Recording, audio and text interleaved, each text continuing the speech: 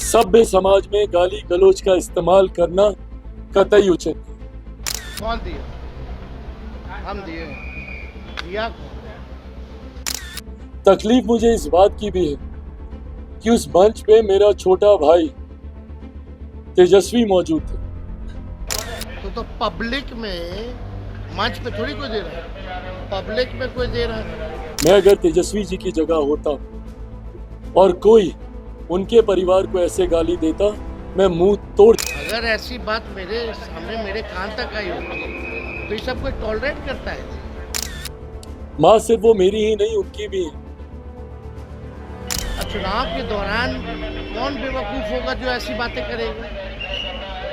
कोई मेरी माँ राबड़ी देवी जी को ऐसा बोलता, मैं मुंह तोड़। ऐसे तो कितना लोग हम लोग को गाली देता दिन भर। एक गंभीर विषय की मैं जरूर चर्चा करूंगा, जो मेरे लिए बहुत पीड़ादायक रहा, जो मेरे लिए बहुत ज्यादा दुखी करने वाला विषय। राजनीति में कई बार हम लोगों ने कई तरीके के आरोप प्रत्यारोप झेले हैं और झेलेंगे भी। मैं हमेशा से राजनीति में शब्दों की मर्यादा का पक्षधर रहा हूं।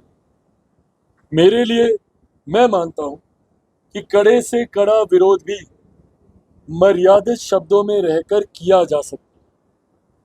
आपको कड़ी से कड़ा विरोध दर्ज कराना है भारतीय भाषा में, और मैं हर भाषा का जिक्र कर रहा हूँ, हिंदी हो, भोजपुरी हो, मैथिली हो, तमिल हो, कन्नड़ हो, मलयालम, पंजाबी, हर भाषा में आपके पास ये विकल्प है कि आप मर्यादित भाषा का शब्दों का इस्तेमाल करके आप अपनी बातों को रख सकते हैं। ऐसे में सभ्य समाज में गाली गलौज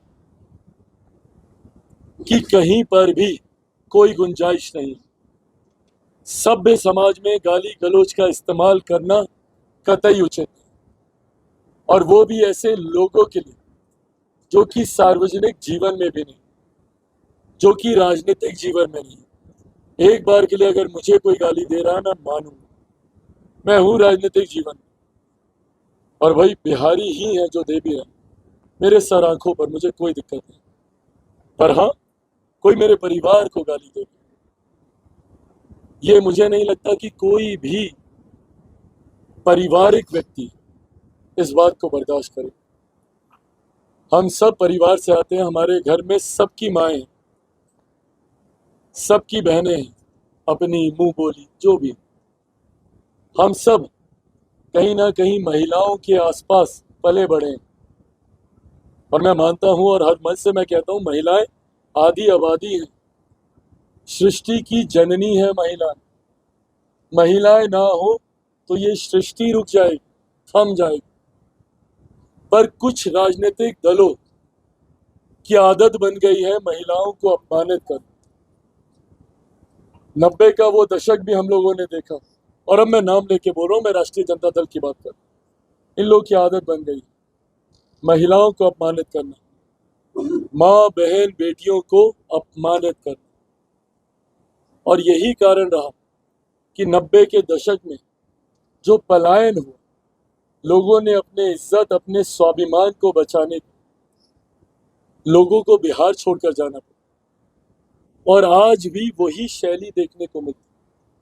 उसी तरीके की भाषा का इस्तेमाल किया जाता, उसी शब्दावली का इस्तेमाल किया जाता, और जिस तरीके से माँ बहन को गाली दी जाती, और वो भी तब जब उनके दल के सबसे बड़े नेता उस मंच पे मौजूद रहते। तकलीफ मुझे इस बात की भी है कि उस मंच पे मेरा छोटा भाई तेजस्वी मौजूद थे। माँ सिर्फ वो मेरी ही नहीं, उनकी भी है। जो पारिवारिक रिश्ता है, मेरे ऊपर तो कई बार आरोप भी लगते हैं इसी बात के कि मैं लालू परिवार से मैं बहुत ज्यादा पारिवारिक रिश्ते निभाता हूँ। जो है वो है, और मैंने कभी इस बात को छुपाया नहीं। मेरे नेता, मेरे पिता आदरणीय रामविलास पासवान जी का वो संबंध आदरणीय लालू जी के साथ रहा।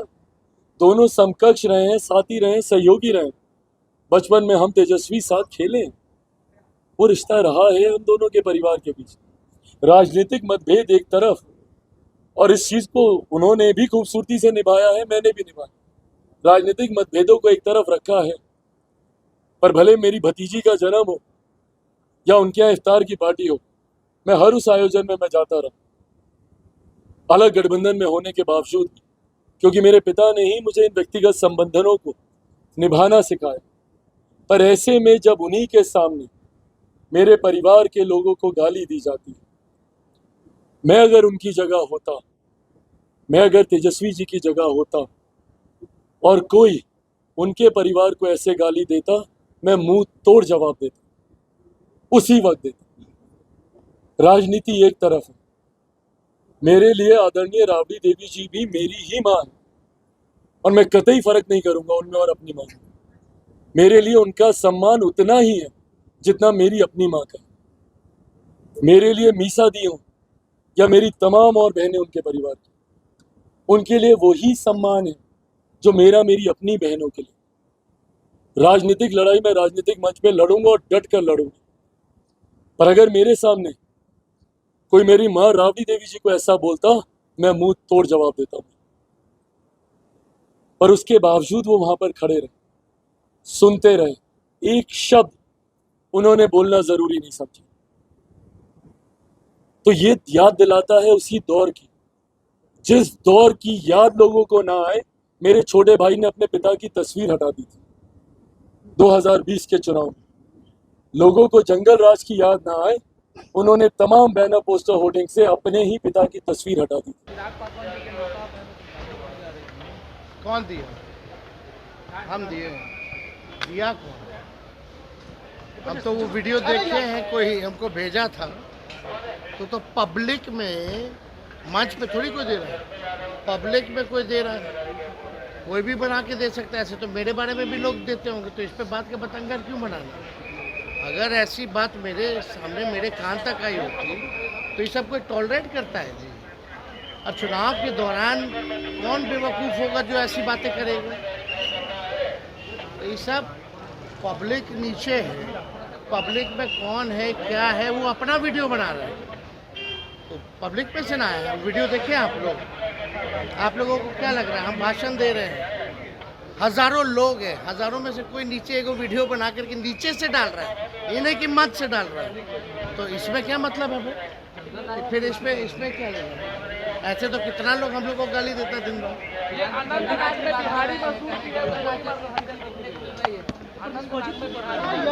हाँ, केंद्र में 10 साल से उनकी सरकार, 17 साल से उनकी डबल इंजन की सरकार, उनके सांसद, उनके विधायक, फिर भी जंगल में बारे भाई ये अपने की सरकार में खुश रहेंगे। आपके बारे मेरे में आ रहा है अनंतनाग में बिहारी मजदूर के गोली मारकर। अरे दुखद।